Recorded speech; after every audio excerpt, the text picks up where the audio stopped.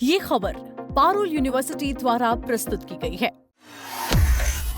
क्या दिल्ली से पानीपत जाने वाले हाईवे पर बने अवैध रास्तों पर आखिरकार बड़ा एक्शन हो गया है? क्या अब हाईवे पर अपनी सुविधा के लिए रास्ता बनाने वालों पर सीधे केस दर्ज होगा? और क्या इन अवैध कटों को बंद करने से सड़क हादसों में कमी आएगी?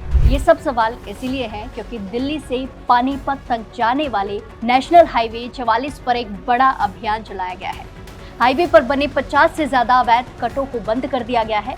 ये कार्रवाई तब हुई है जब पुलिस प्रशासन ने साफ चेतावनी दी कि अगर अवैध कटों की वजह से कोई हादसा होता है तो जिम्मेदारी तय की जाएगी। इसके बाद प्रशासन और NHAI हरकत में आया और हाईवे पर बनी सभी अवैध रास्तों को बंद करने की प्रक्रिया शुरू कर दी गई। दैनिक जागरण ने इस मुद्दे को प्रमुखता से उठाया था, जिसके बाद दैनिक जागरण की खबर का असर देखने को मिला है।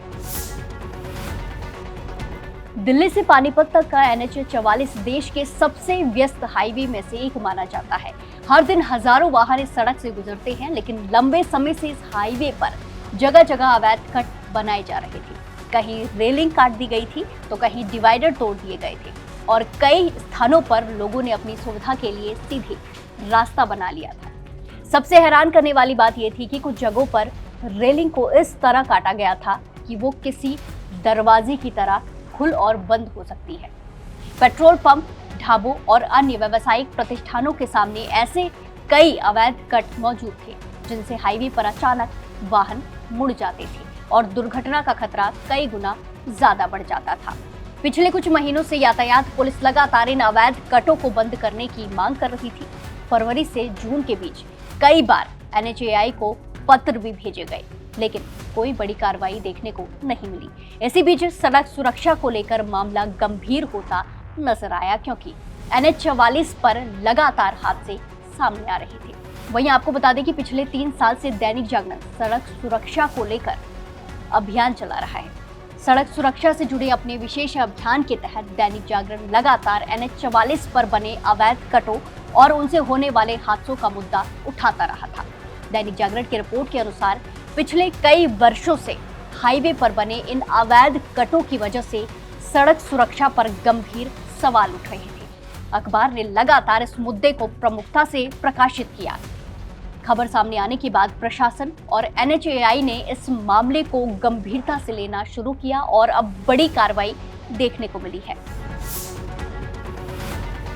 आंकड़ों के अनुसार सोनीपत जिले में सड़क दुर्घटनाओं में होने वाली कुल मौतों का लगभग आधा हिस्सा इसी हाईवे से जुड़ा हुआ है। यही वजह है कि प्रशासन ने इस मुद्दे को गंभीरता से लिया और जिम्मेदार अधिकारियों को स्पष्ट निर्देश जारी किए। मामले ने तब तेजी पकड़ी जब पुलिस आयुक्त ममता सिंह ने कड़ा रुख अपनाया।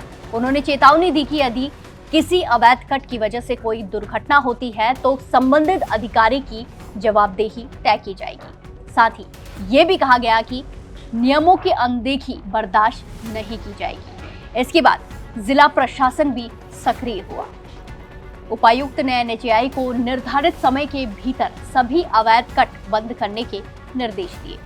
वहीं आदेश मिलते ही NHAI की टीम मैदान में उतरी और कुंडली बॉर्डर से लेकर पानीपत के सिवहा बस अड्डे तक 50 से अधिक अवैध कटों को सीमेंट बैरिकेड लगाकर बंद कर दिया गया।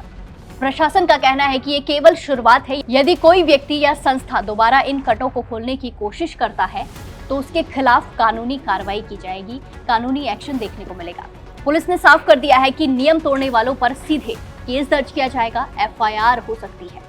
अधिकारियों के अनुसार कई लोगों ने इन कटों को दोबारा खुलवाने के लिए सिफारिशें भी की है, लेकिन फिलहाल प्रशासन अपने फैसले पर कायम है। सड़क सुरक्षा को देखते हुए किसी भी तरह की ढील देने के संकेत नहीं है। विशेषज्ञों का मानना है कि हाईवे पर बने अवैध कट दुर्घटनाओं की सबसे बड़ी वजहों में से एक होते हैं। तेज रफ्तार से चल रहे वाहन जब अचानक सामने से मुड़ते हैं या गलत दिशा में आते हैं तो गंभीर हादसे हो सकते हैं।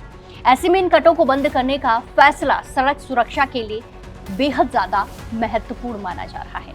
अब देखने वाली बात ये होगी कि प्रशासन इस अभियान को कितनी सख्ती से लागू कर पाता है और क्या आने वाले समय में NH 44 पर हादसों के आंकड़े में कमी देखने को मिलती है। फिलहाल दिल्ली से पानीपत तक NH 44 पर बने 50 से ज्यादा अवैध कट बंद कर दिए गए हैं और प्रशासन ने साफ संदेश दिया है कि सड़क सुरक्षा से किसी भी तरह का समझौता नहीं होने दिया जाएगा। अगर कोई दोबारा अवैध कट खोलता है तो उसके खिलाफ कानूनी एक्शन तय माना जा रहा है। फिलहाल के लिए इतना ही। बाकी देश और दुनिया की बड़ी अपडेट्स के लिए जुड़े रहिए दैनिक जागरण के साथ। नमस्कार।